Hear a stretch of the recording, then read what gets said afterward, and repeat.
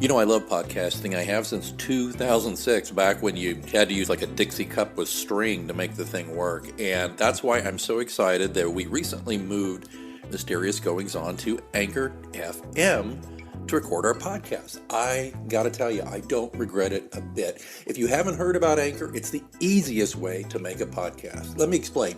First of all, it's free. There's creation tools that allow you to record and edit your podcast right from your phone or computer.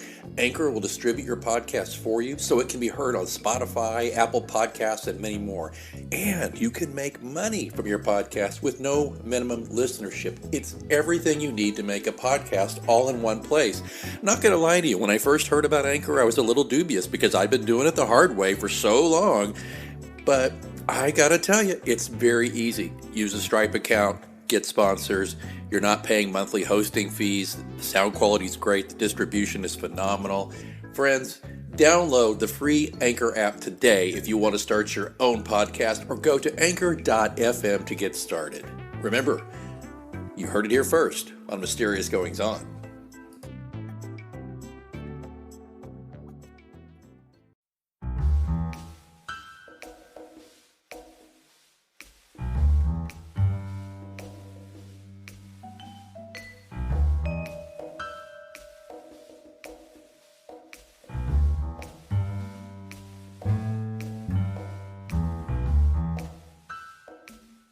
Whiteout conditions. I haven't seen a blizzard like this in 50 years. You'd have to be crazy to go outside tonight. Small towns keep their secrets, sometimes for decades, until an outsider dares to ask questions. The president of Cross College was assassinated by a professor who turned the gun on himself in November 1963. Why? Well, that's a $64,000 question, isn't it? When John Pilate moved to faraway Cross Township, he left behind a life he was eager to forget. His new job at Cross College would be a quiet place to rebuild his life, or so he thought.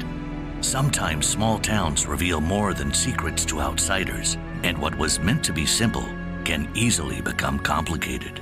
John, I want to be with you, but I don't think you're going to stay in Cross for long. And a mystery can be as powerful and irresistible as love. There's something going on here, and it's all tied to the murder of the Cross College president in 1963. John, it's not your concern. You really don't fit in here. For your own sake, get out of Cross while you can. And Pilate may self-destruct on his own if his imaginary pal Simon gets his way. Why not end this? Escape this veil of tears, shovel off this mortal coil, take the dirt now. Of all the imaginary friends in the world, I have to get the psycho who wants me dead. Everyone needs a hobby. The small town of Cross gets smaller as Pilate zeroes in on the decades-old conspiracy. What happens to a person's ashes if nobody claims them? And makes himself a target. Ultimately, this outsider will have to survive the elements, outsmart the conspirators, and overcome his personal demons. John Pilate will learn that washing his hands of murder isn't easy in Pilate's Cross.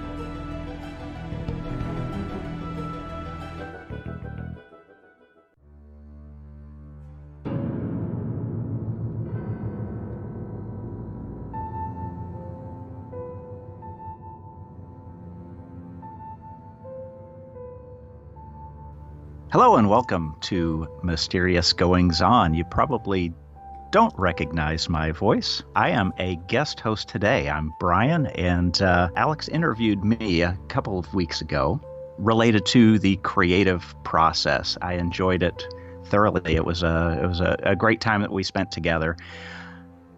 And I suggested that he being a very creative person as well, it might be a good idea for me to interview him. So on this episode, the tables are turned, and let me introduce author and public speaker, general creative person, and a friend of mine that I've known for a lot of years, Alex Greenwood. Welcome to the show. Hey, thanks. I love your show. Long-time listener, first-time caller. It's great to be on it. And thank you for being such a wonderful guest, by the way. The interview with you talking about creativity in the food service product design space and how restaurants work and all that, by the way. It's one of the top downloaded episodes in the history of the show. Awesome. People love it. It's really great. So thanks so much for having me. Sure. It's my pleasure, and I'm glad I get to do this. I know, you would not probably have spoken as much about your process had I not jumped in and interviewed you. So I hope the listeners will appreciate your, revealing some of your process in this space as well. Yeah, particularly, I think it's kind of a twofer. Hopefully the interview we'll both be happy with goes that way, where you're not only asking me about my process, but we're talking about a book series that is just replete with crazy, interesting stuff. So yeah, absolutely. And now we're 10 years in. Is that correct? This is our 10th year of the John Pilate Mysteries, and I can think of no better month, by the way, than October to be talking about this stuff, because this is the month of most of the books. I know Pilate's Ghost. I know the upcoming Pilate book, which I have not done the cover reveal as of this interview, or the title reveal as of this interview yet. But probably will reveal it here because by the time this goes to air, it should be out. But that's coming on Halloween as well. October's my favorite month, and it's just so great. And so how wonderful that it all timed out where we're talking about the spooky subject in the spooky month.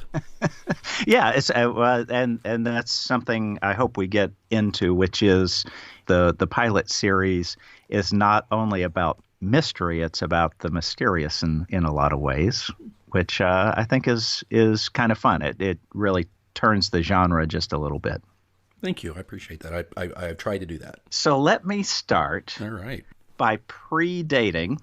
We're going to predate the books by 70 years to an inspirational event that led to some of the character development and some of the story development in the Pilate series.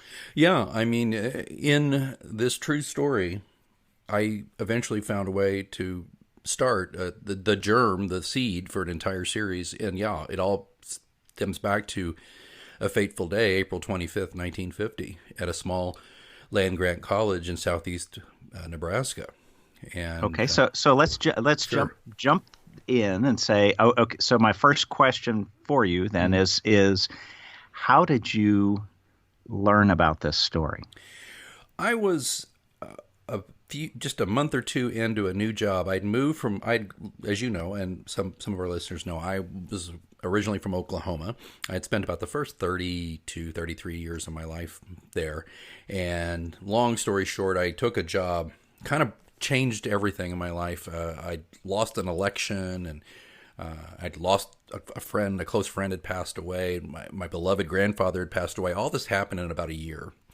And the company I was working for was starting to implode. It wasn't my company, but I was a VP there. It was just all the signs pointed north for me. It was like, get out of town, go. Right. This place is not for you anymore. And so, as you know, I did clean break. Did something similar to what you did when you joined the service years before. You just like, my destiny is elsewhere. And I left and took a job as a director of PR, public affairs, marketing for a small college in Nebraska. It was called Peru State College. And Peru State is the oldest college in Nebraska. It was formed in 1867. Anyway, I was more or less the right arm to the president of the college, Dr. Johnson. He hired me, really charismatic guy. He and I looked like a good team, a good unit. And that's a lot of my career before I started my own PR agency was that. I was usually the right arm to a C-suite executive. PR people often are. So anyway, we developed a great relationship. So about a month in, it's just funny. This is a tiny little town real quick. It's like 600 people at the time. And then unless the school was in session, then it ballooned up to, 1,500 or something like that. So I remember I was hired, and I came into my office one morning, had my coffee, and there on my desk is this big fat manila envelope, like sealed, and there's a Post-it note on it. And so I believe it said something it was in the president's handwriting, and it was something to the effect of, this comes up from time to time. Please make sure you you're up to speed on it. Familiar with it. Okay. So I open the envelope, and there's roughly 60, 70 pages worth, basically, of the tale of a murder-suicide at Peru State College back in 1950. Wow. So this was 2003, and I'm Okay. reading about something that happened in 1950, and I read about the main thing, and I think I sent this to you, B, was the Nebraska history article by Nancy Moran.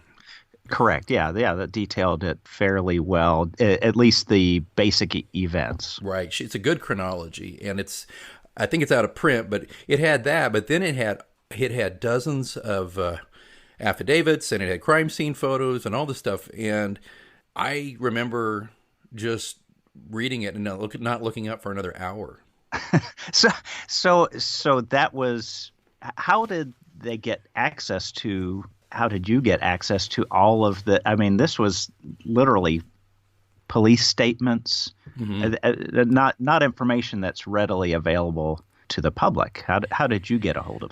Well, apparently, and I later asked the president, who didn't know a lot about it. He had read it too, but he had just read it, but he was like assigning this to me. And I asked around. I asked the librarian, Roger, I believe, and a couple others, and they said, well, there's a little bit more here and there, and they helped me with that. But apparently, the school, because it's an educational institution anyway, and the event happened there, they had copies of everything. I didn't have to go very far to find anything. It was all there. It was, I mean, Brian, it was literally a gift. It was like, here.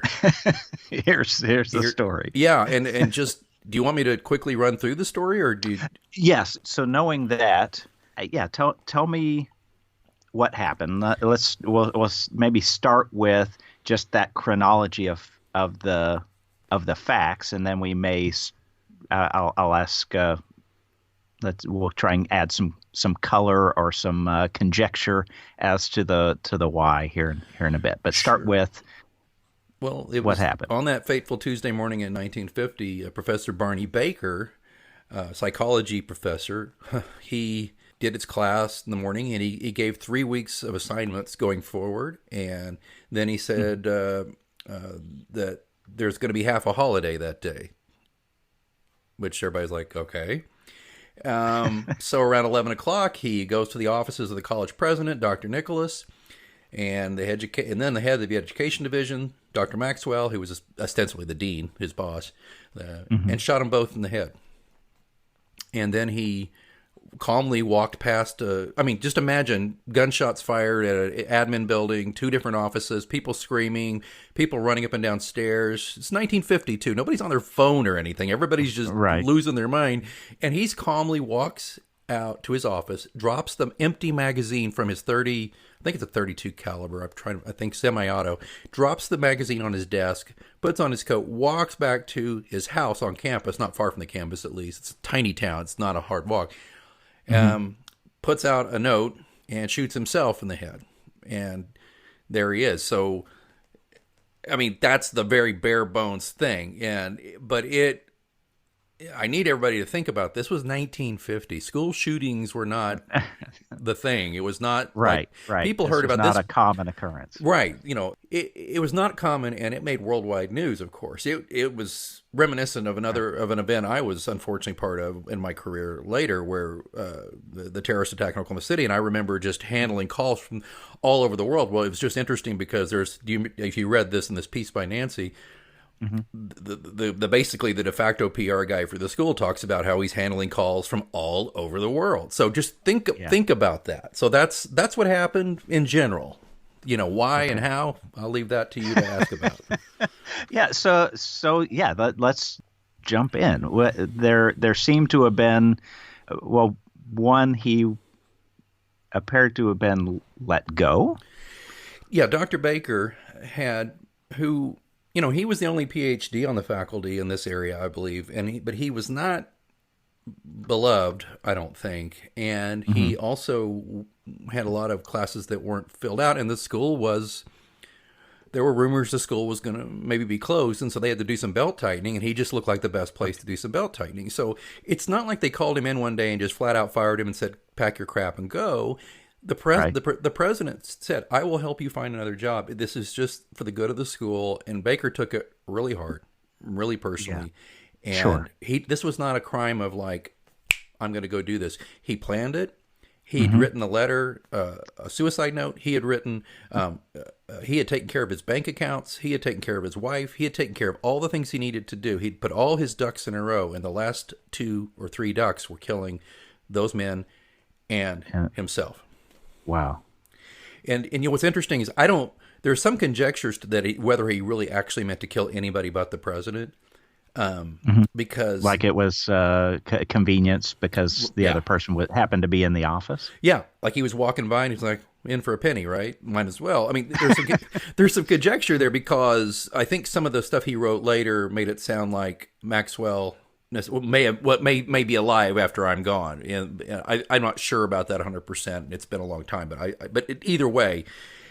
He murdered those people. He traumatized. I mean, both of these men's assistants, one of the assistants, Dr. Maxwell's assistant, saw him put the gun to Maxwell's head and pull the trigger. Maxwell never saw it coming because he had a habit of not looking up when people came in his office. He was always reading or doing something, and unless they addressed him, he just assumed somebody was putting papers on his desk or whatever. He didn't even look up, but his assistant, she saw it. And so imagine that trauma. And then, of course, Miss Steppen, who was the president's assistant, she heard the shots, but he'd gone behind closed doors. And you've seen she was in an outer office, and he was in the inner office. Okay. Yeah, and it's creepy knowing, too, by the way, that I officed in that building. Right. And I tried to remember. I think there had been some remodeling since then, so the exact spaces were no longer being used by the same people. And I'm probably going to get called out on this. I'm trying to remember, but I think that at least the office where Dr. Maxwell, where the dean basically was, I think that got turned into a storeroom or a closet or something. Maybe it changed the space dramatically. Yeah, at least. So who knows? But around 2003 through around 2006, when I was there, that's what it was like. But it was, it's funny because I'd asked. Because I'd work a lot of late nights. I had nothing else to do with that job. It was a very small town. All I had to do was, I was also sports information director in a lot of ways. So I would go shoot volleyball games, and football games, and basketball games, come back, process the photos. I just had nothing else to do. So I'd be there late at night. And I'm disappointed to relate to you that I don't think I was ever haunted by anybody. No hauntings? No Pilate's ghost. So they're very good. So something that I found pretty interesting, just putting things in time and maybe in the personality of the nation standpoint, is that the murderer just calmly walked past the secretary, the female administrators, and it was almost like it was, I'm going to commit this heinous crime, but keep the women and children out of it. Yeah, because just walks by. Right. That's funny. No, it's not funny. Haha. It's an interesting thing, and the idea is that he had his grievances, but he had no stomach for collateral damage.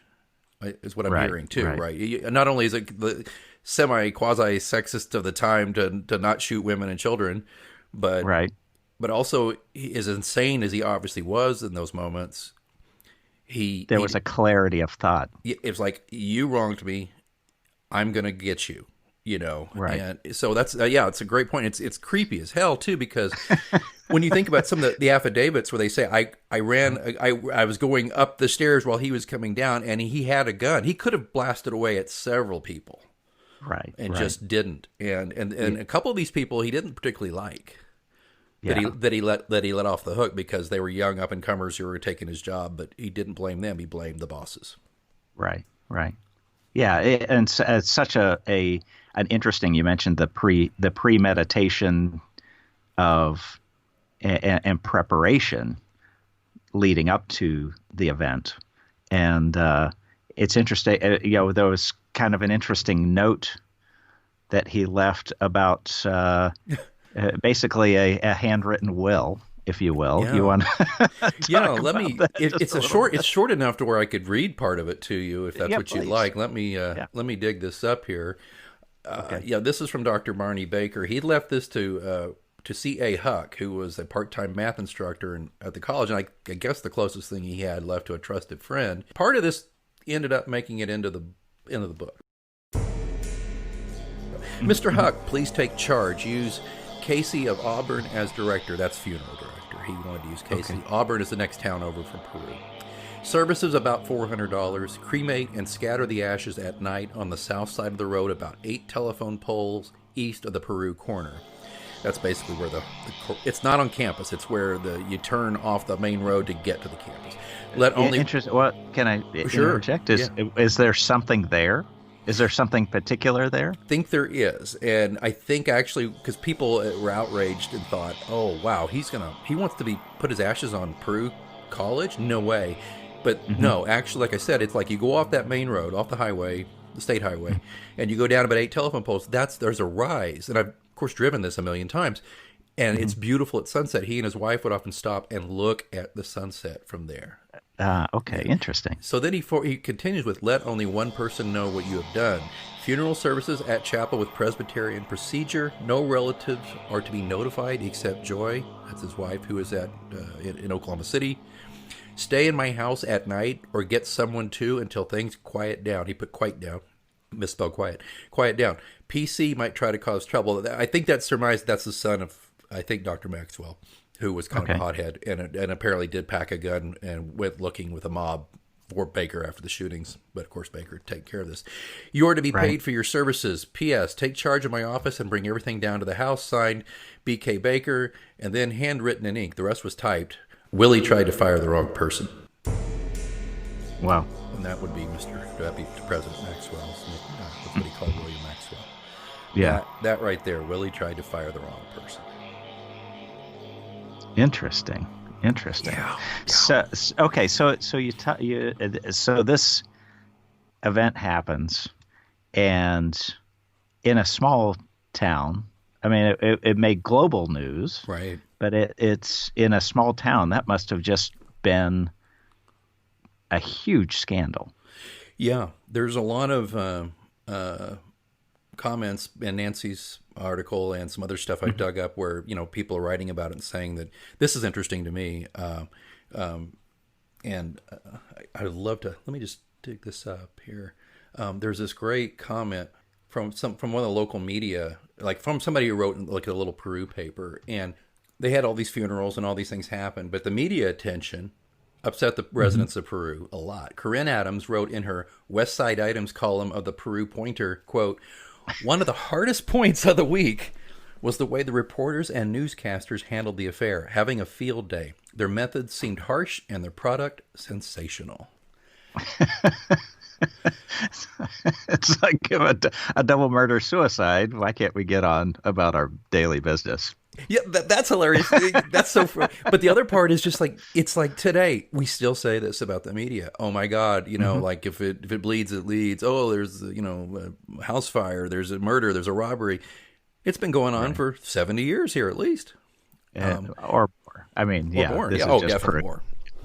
So yeah, so interesting. So now let's spring forward now to so you've had this story. You did with a lot of it given to you, but then you do some independent research.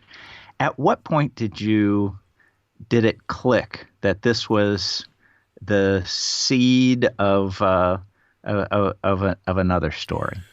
I gathered all the materials I could, and I photocopied that entire file, by the way, that the president had left on my desk, and then some other stuff that I found and some other research that I dug up on microfiche and things like that. And because again, you remember I had plenty of time when I wasn't working to but I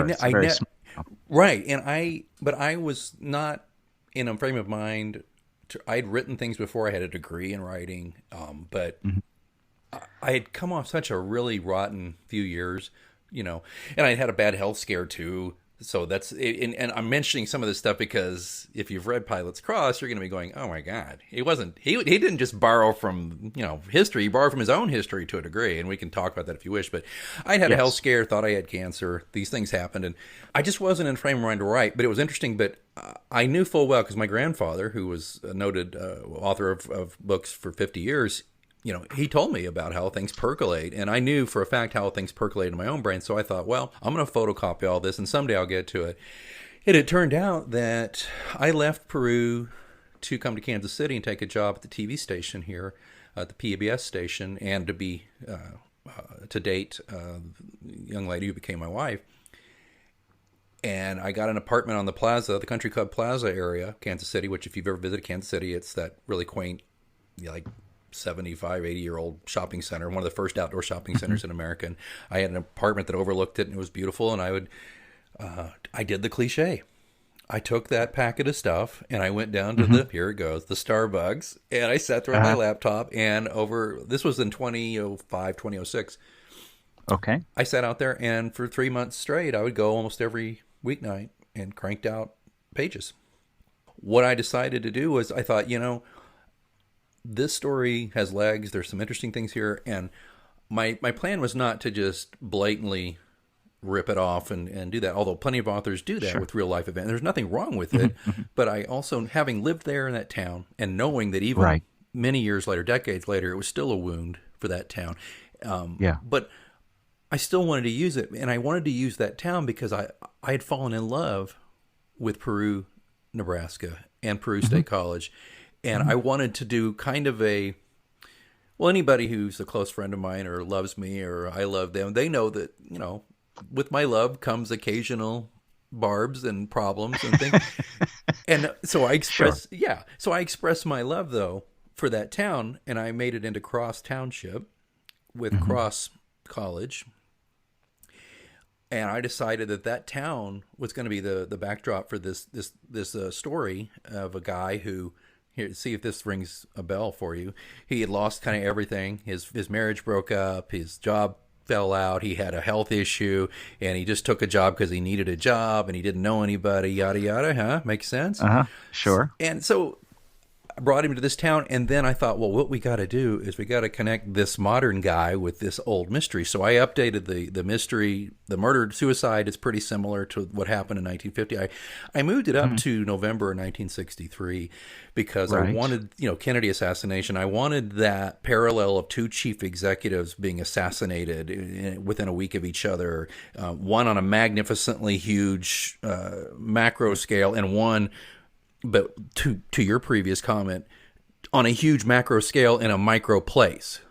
In other words, it was this tiny town, but it was the biggest thing that had ever happened. Right. Yeah. And this is, I find this fascinating because, you look at the assassination, which they had just experienced in the book, right? And that they experienced personally as distant observers, right? And then you turn that to experiencing it as actively as very personal observers, and that I think that changes the perspective. I mean, I think you can even something as tragic as that, you remember where you were and what you were doing and who you were talking to. But you're able to, I think, disconnect from it. But an event that's personal in nature, you experience it very differently. And I like that juxtaposition that you did leading into the book. Well, thank you. There's a scene with Dottie Mostek, who is the assistant to the president who's going to be assassinated. She's still in tears at her desk reading about Kennedy and the funeral and the picture of John. That picture's on the front page of the paper, and she's still there. And there's these gentlemen from the office supply store or whatever there to try to get a new contract, and they're out in the anteroom, and they're all just uncomfortable because this, and then Brady Bernard kind of shuffles through and barges ahead of these guys, and they're like, no, it's okay, fine, and they're all like, wow, that's a nice fella. I mean, it just, I wanted to set that stage, and I also wanted to establish that Brady Bernard was kind of a Lee Oswald type guy. He was off. He was different. His social skills were not great. And again, this is my take on this character. I never met Barney Baker, and I can only tell you what I read. Yeah, about. And let's talk a little bit about that writing process. So your events, you said, loosely based and sometimes closely based on some events that either you've personally experienced or you read about.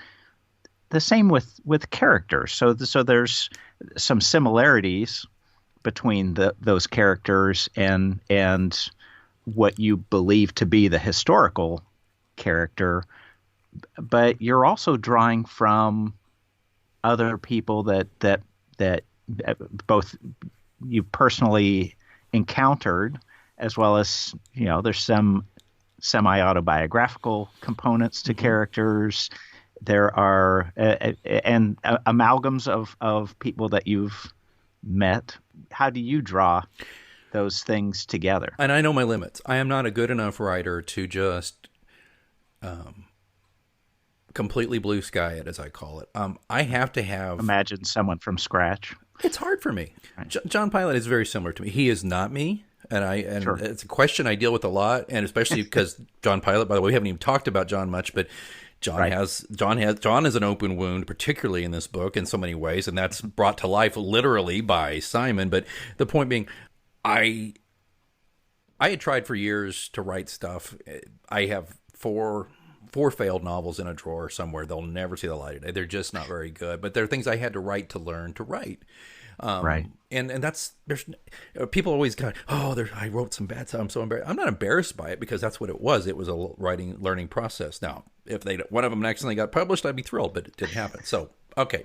So I had to learn to write, but that's why a lot of times I have a hard time like getting out of the mold I'm in. I would love to write.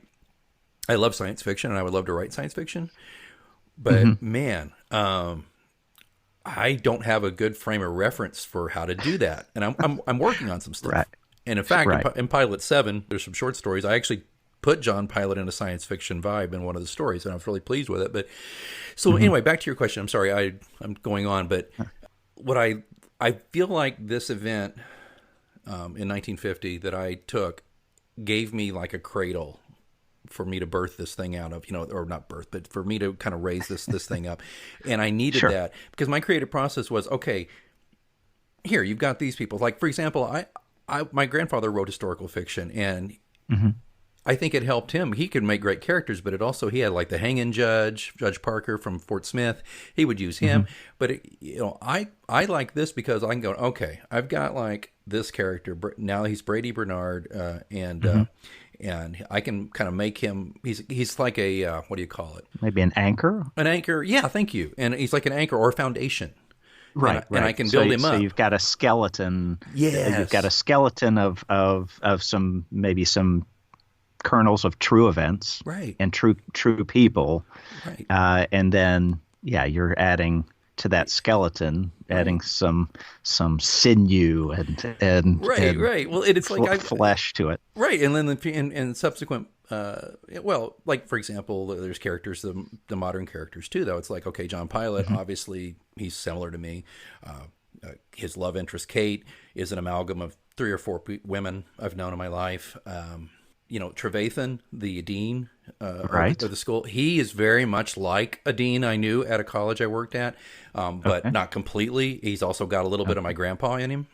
Hence the name. Hence the name, Trevathan, right? But he, by the way, my grandfather was never as ornery as Dean Trevathan. Dean Trevathan's like kind of a son of a bitch through a lot of it. But so yeah, I'm sorry to take so long to answer that question because it's one that's hard to. But I want to admit that early on, especially with this book.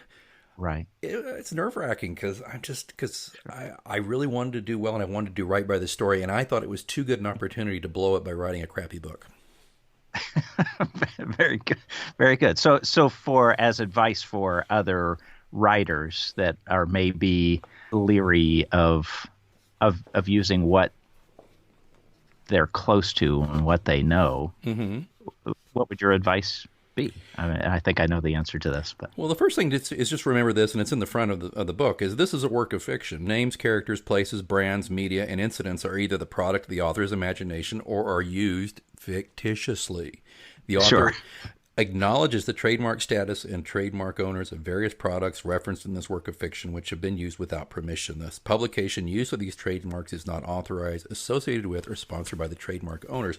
That's your get out of jail free card. And I mean, it doesn't mean it gives you license to base on a living person, a character who is so obviously that person, and then you make them into awful person. I mean, you don't want to slander anybody. Sure. But again, it's a work of fiction. So that's your ticket right there, is like, if you are like, I want to do a story, I want to write something, but I need a little help maybe getting that first bite of the apple. Finding an historical event, particularly an historical event that's really not ever been used at any other time. Sure. Hang your hat on that and build it out from that. I think there's nothing wrong with, well, obviously I think there's nothing wrong with that. You know? Right. And I sweated it a little. I mean, the first 2 or 3 books, Yeah. I kept thinking somebody's going to like slam me for using this, and nobody ever did. And maybe it's because nobody heard about it or nobody read it, although I did plenty of book signings here in Kansas City area and in Nebraska, and never had anybody bring it up.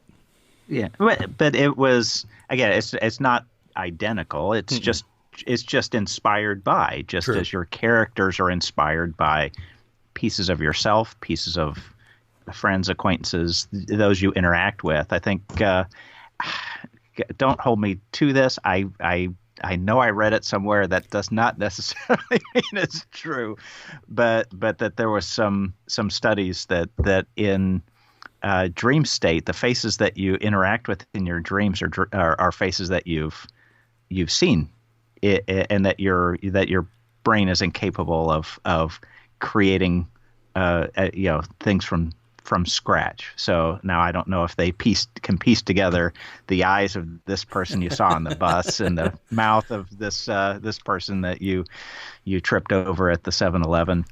But I think it's the same with the creative process in your writing as well. I think you're right. You know, it's such a great bit. I'm going to look that up. I'm curious about that.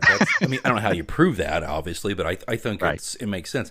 You know, my favorite author is Gore Vidal, and one of my favorite books is Burr, and he took Aaron Burr, who is even more maligned. I never thought that'd be more possible. The rise of the musical Hamilton has made Aaron Burr even more of a misunderstood villain in my eyes. But anyway, but if you look at Gore Vidal, hell, most of his career is just taking, like Gore Vidal's Lincoln, all these different books he wrote were based on historical events and historical figures, and he just brought them to life. He did a lot of great research, but obviously he did not have transcripts of conversations between Theodosia Burr and her father, and Al Hamilton and all that. So you're filling in blanks. You're filling in blanks, and you're fleshing things out, and you're entertaining people that way. So I think that's a very, thank you for that observation. I think that's a very valuable thing. And I also did salt this or spice this entire first book with you saw. I sent you a few samples of some of the affidavits. There's dozens of affidavits from witnesses. Right.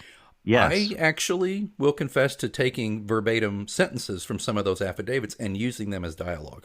Well, and that makes it real. Yeah. And I like the idea of the dialogue of each character inhabits their or exhibits their personality. Yeah. So the way in which they speak isn't Alex. No, it's each character, and so some have great grammar and diction, some not so much, and understanding that this is set in a more rural environment, that some are well educated, some not so much, but all that again adds some different.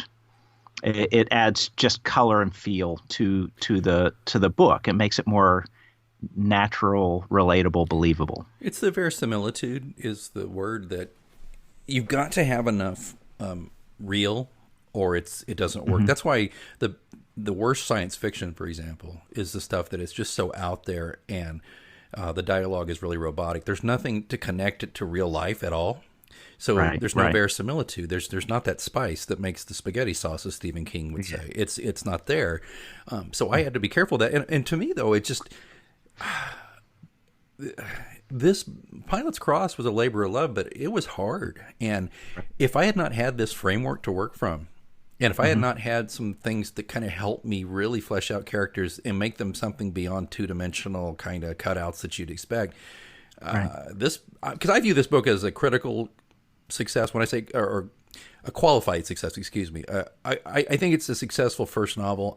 Is it the best thing I ever wrote? No. But am I proud of it? Yes. And was it a lot of hard work? Oh my God, yes. And so it's and it's the one it's the one I kind of, it's ironic because I have now soon 7 books in this series, right? Right. Just and again, you're in. We're about to celebrate 10 years of the pilot. It'll be December books, December 7th or something like that is the 10th year. Yeah, and but it's like, I hate to admit this, but some people say, "Oh, I want to start reading your series," and I'm like, I almost wish you didn't have to start with Pilot's Cross. It's a good book. It's, to me, it's like Star Trek. Think about this, like the Star Trek movies, the original. It's like, okay, everybody loves Star Trek II: The Wrath of Khan, right? Yeah.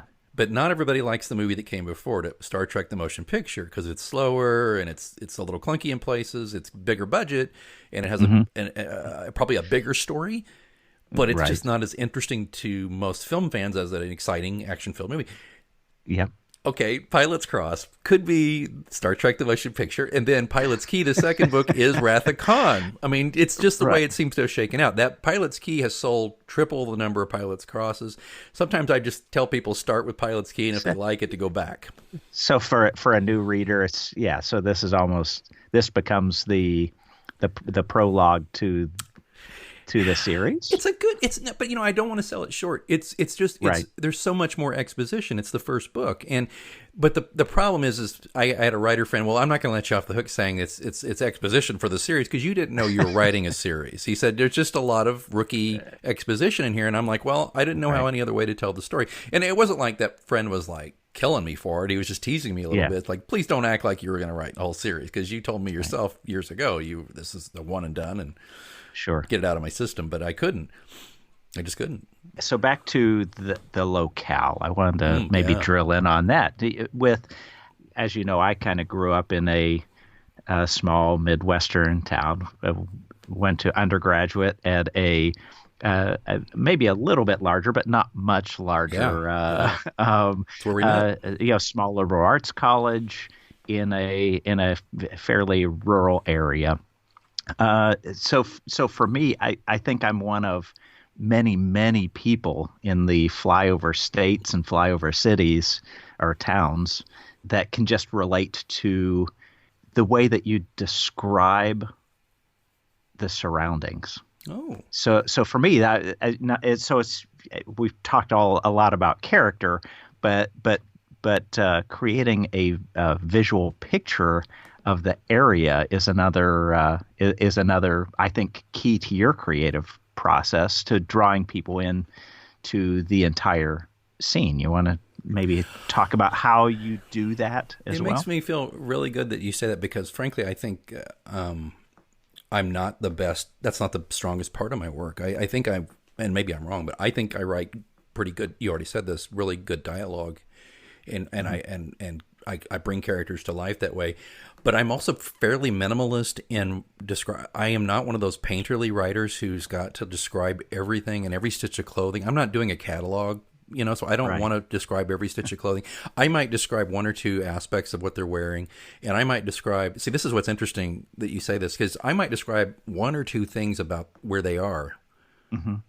Or maybe a smell, or you know what I mean, or a color of a leaf, but that's about it. But if it's doing the job for you, though, because apparently it puts you in the place. So. Yeah, maybe it allows my imagination or the reader's imagination to fill in the blanks. I think you should. I think writers who I don't like reading books where the writer is holding my hand the whole time, and I purposefully, by the way, go out of my way to not describe. Nobody really knows what John Pilate looks like. Now, you have a better idea of Kate because, one, she has a great ass in her Levi's and she has blonde hair. right? But that could be anybody. I mean, how many great Right. blonde-haired beauties have you seen in your day? You make that any way you can. Trevathan, the one thing we know about Trevathan is that his eye got damaged in the war in Vietnam. So he's got steel gray buzz cut or crew cut hair. That's it. And he's tall. And Jack Lindstrom, well, I always draw, I believe he has a goatee, but he also he has some kind of facial hair, and he's always impeccably dressed. But impeccably dressed in this location is overly dressed. He's a little too much of a dandy for this job in this town, which says a lot about him, right? So I appreciate that. So when I'm doing things, like I said, I don't want to be overly led by the author, and therefore as a writer, I don't want to overly lead you either. I want to just give you a few little bits and pieces, and apparently that does work to get you in the mood, and because there's nothing better than your own imagination. Because I view my writing as a partner with your imagination. That's great. That's great. Yeah, it works. And then from here, I will maybe skip around a lot, but John escapes the Cross Township, and he survives, and then goes to some more exotic locations. Right. Spend some time in Key West, and so from a process standpoint, was it just an area that you fell in love with, that you personally wanted to relay that love, or what was the rationale for jumping to something that different? Pilate goes from Pilate's Cross, as you said. He leaves Cross Township, and then he goes to Key West, Florida, for new adventures in Pilate's Key. But he still brings along with him people from Cross, and that there's still plenty going on from Cross. But why did that happen? Well, there's something. There is a theme with John Pilate. Is he's always running away from something, usually himself. Right. But he had this very traumatic. He survives. Sorry, folks. If I'm giving you a spoiler here, well, there are 7 books, so he probably survived. He survives, but barely. What happens in Pilate's Cross, and he needs to rest and relax and recover and go there. And so the reason that happened, why people are like, God, Key West, that's a complete what? Who? Yeah. Well, the reason is because and here we go with Mr. Imagination here, me again. My wife and I, we got married in 2006, and we honeymooned. We got married in Florida, and we honeymooned in the Florida Keys. And actually, we stayed on Marathon. Don't do that. It's okay, but it's if you want like a lot of excitement and stuff and nightlife, which we did back at that time. We were younger than we are now. Marathon wasn't it, but we took a day and went down all the way to Key West, and man, we had a blast. So much fun. I fell in love with conch fritters. We did a ghost tour of Key West, and boy, did that open up so many of the things. Like there's a whole practically chapter in Pilate's Key about all the weirdness of Key West, because I wanted to go from Pilate's Cross, where all this small town weirdness, and I wanted to go to another small town, because Key West is a tiny town too. It's on a tiny island. Right. It's the only part of the Caribbean the United States has, and it's right out there. And I thought, I want to go to a tiki drink flavored weird town and have some shit go on there. And I wanted the whole idea. And that may be, by the way, though, where I finally came up with a character that loosely based on a friend of mine, but I invented this new character that became huge with the readers. Taters Malley was born in Key West. And good old Tater. He was just sitting there having his breakfast, and he and Pilate actually almost get crossways in that first meeting and all. But that character, he's loosely based on a buddy of mine, but this buddy of mine is not a crusty charter boat captain. He is not a lot of these things, but there's a certain aspect of his personality I thought, ooh, that would work here. Pilate's Key, I wrote that so quickly. Yeah. It's the Wrath of Khan of the series, and it really has done well. I think I wrote it in 3 months, and then within another 3 months, it was out. Wow. Yeah. I'd gotten my confidence finally from Cross, and that's how. So it may be reflecting back on your discussion of Pilate's Cross, is you now have some fleshed out characters that you just need to now drop into an interesting place in an interesting story, and that makes maybe the writing a little bit easier. People have asked me before. I've been interviewed a little bit here and there, and they said, so tell me, what do readers like about your series? I say, well, here's what I think they like. Is like my mysteries are crap. Okay, there's not like Agatha Christie is getting no competition out of me. But here's what it is. I want to take interesting people, and I think I've got a really nice roster of interesting characters, and I drop them into mysterious or suspenseful or thrilling situations. And that there's a little bit. I'm being a little hard on the mysteries. I mean, there are some mysteries involved, and there's some guessing going on. But Pilate is not a detective. Pilate is just this guy. And he just stumbles into shit, and he's got friends who help him. But more often than not, Pilate doesn't even survive by his wits. He just survives by sheer luck. Right. But he has a blast doing it. And although, as we get closer into this last book that's coming out soon, he's been put through the ringer, and he's got mental issues. Sure. And he always has. Right. And he is at times in some very real danger. That's quite palpable, and he's trying to figure out how not to die. Right, because it's like he was nearly killed in the first one and the second one and the third one. Well, he's nearly killed in all of them, and we should probably talk about that. But he, as we can talk a little bit more about the books as we go forward. But he's kind of an everyman, but maybe slightly off here and there, and but anyway, I think that putting him in different places. There's another book where he goes to Jamaica. He's probably going to go to another island nation in a book down the road. But I'm always looking for an exotic locale where I can tell a little bit about that story and about that place, and I kind of stole that from James Bond. It's like part of the thrill of a Bond film is to see him in an exotic locale and trying to ply his wares there. So right. Interesting. So one last question. I know we're running out of time. I'd like to, if you're willing, maybe come back and do another episode. Oh, we haven't even finished here. We haven't even finished the entire history issue of Peru State and Cross Township. Correct. Yeah. But I did want to ask you. So you mentioned Tater. And you mentioned John as an everyman. Is Tater, in a lot of ways, maybe the sensibility or the conscience or sensibility of the everyman? Although you also have Simon, right? Well, see, I love where you're going, because here, we'll go back to Star Trek for a minute. They often say that Kirk, Spock, and McCoy are the id, the ego, and the superego, right? Interesting. Okay. Now think about this. Taters, Simon, and Pilate it's the id, the ego, and the superego.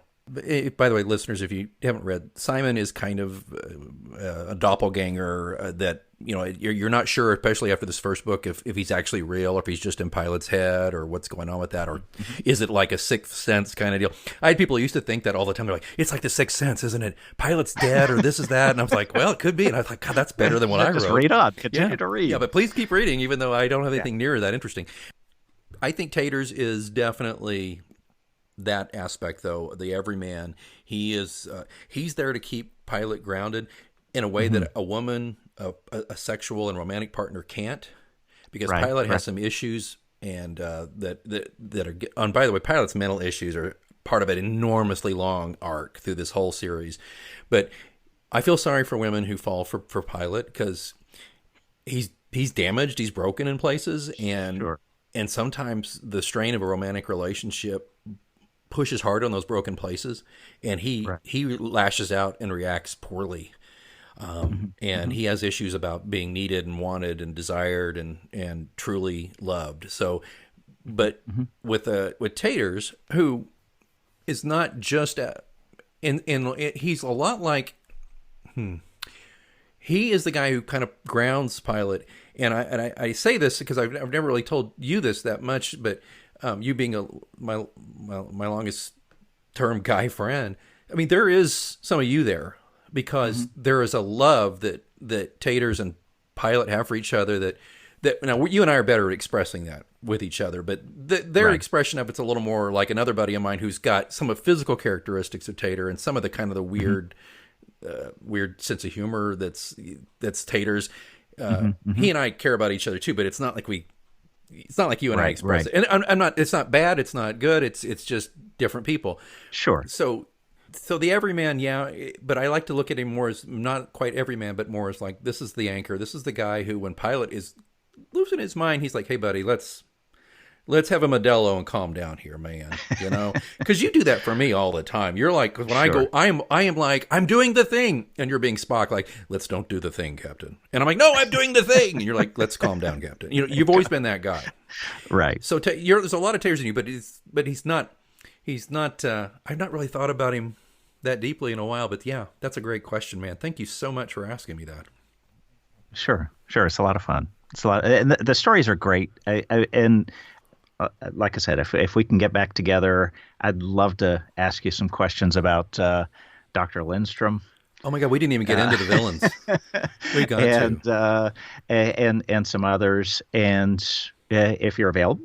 Yeah, would you be okay to do that? You know what? Fantastic. I would love to have more of the month of Halloween. We can talk more, and I think, frankly, if we can just have another episode, we can get into the darkness of the series. And can I just tease one more thing? If you will come back and interview me on this, we'll learn about some very dark real life stuff beyond. If you thought the 1950 murder suicide was dark. Yes, I've got a whole line of questions related to some modern things as well. So next week then. So yeah, let's do it. Okay, so listeners, we're celebrating the 10th anniversary of the Pilate stories. We've got a news story maybe coming soon on Halloween. It's on Halloween, and so we'll do some more in-depth discussions about Alex's creative process and his characters coming up. Yeah, so next week, and Brian, you get to do. I don't know if you know the close for the show. Do you know? It's like, until next time. Until next time, keep reading.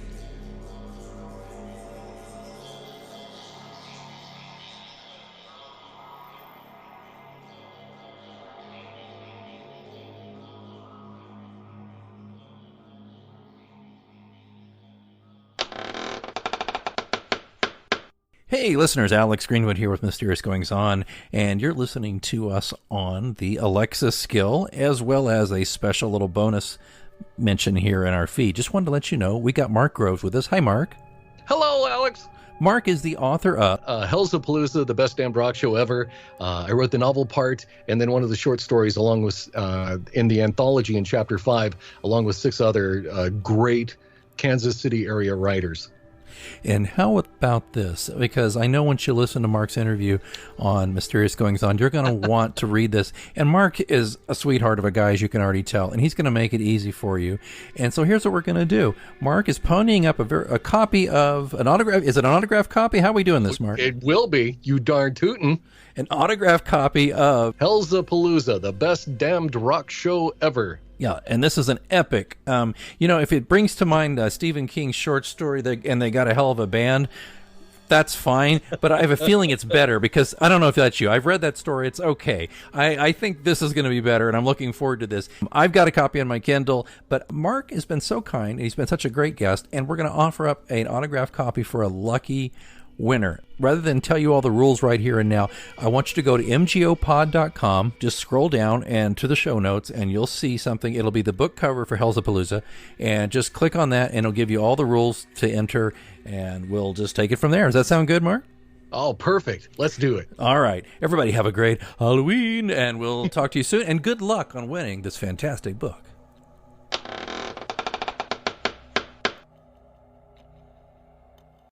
Get a credit card that gives you what you need now.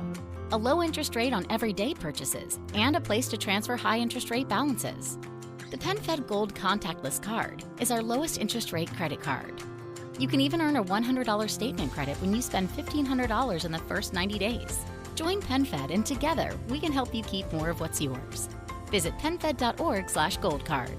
To receive any advertised product, you must become a member of PenFed, insured by NCUA. Get a credit card that gives you what you need now. A low interest rate on everyday purchases and a place to transfer high interest rate balances. The PenFed Gold Contactless Card is our lowest interest rate credit card. You can even earn a $100 statement credit when you spend $1,500 in the first 90 days. Join PenFed and together we can help you keep more of what's yours. Visit penfed.org/goldcard. To receive any advertised product, you must become a member of PenFed, insured by NCUA.